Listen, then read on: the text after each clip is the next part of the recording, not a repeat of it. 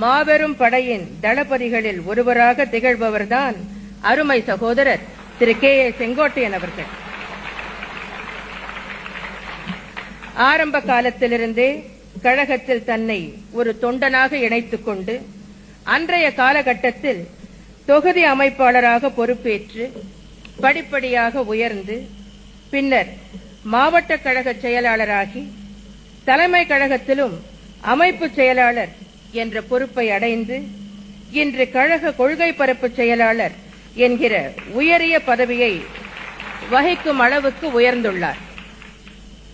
இன்று தமிழகத்தில் உள்ள மாவட்ட கழக செயலாளர்களிலேயே மாவட்ட செயலாளராக தேர்ந்தெடுக்கப்பட்ட காலம் முதல் இன்று வரை மாவட்ட செயலாளர் பதவியை தொடர்ந்து வகித்து வரும் சிறப்பிற்கும் பெருமைக்கும் உரியவர் அன்பு சகோதரர் திரு செங்கோட்டையன் அவர்கள்.